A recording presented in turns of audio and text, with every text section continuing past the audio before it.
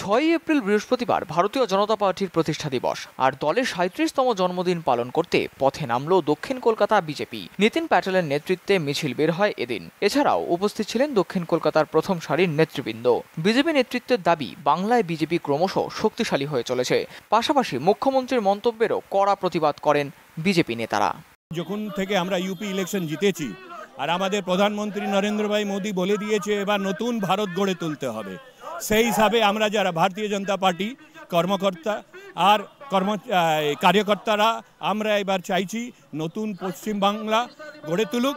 তার জন্যে যা করণীয় সেই জন্যে সেই উদ্যোগে সেই আবেগ নিয়ে এবার বিজেপি কার্যকর্তা রাস্তায় নেমেছে। বাংলার তো নতুনভাবে রাজনীতি অনেকদিন শুরু হয়ে গেছে, আজকে নতুন করে কিছু নয়।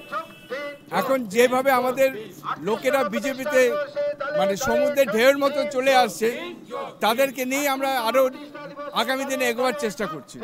আজকে আমরা পশ্চিম বাংলায় ভারতীয় জনতা পার্টির পক্ষ থেকে আমরা এই শপথ নিচ্ছি যে আমরা আবার একটি স্বচ্ছ সরকার পশ্চিম বাংলায় প্রতিষ্ঠিত করতে পারব। তাই এই ঐতিহাসিক দিনে এই প্রতিজ্ঞা আমরা করছি যে আমরা পশ্চিম বাংলার মানুষকে রক্ষা করব। এখানে আপনি জানেন বর্তমান যে টিএমসি সরকার রয়েছে তারা হিন্দু মুসলমানের বিচ্ছেদ একটি স্পষ্টভাবে গড়ে তুলেছে। Bureau report, channel 10।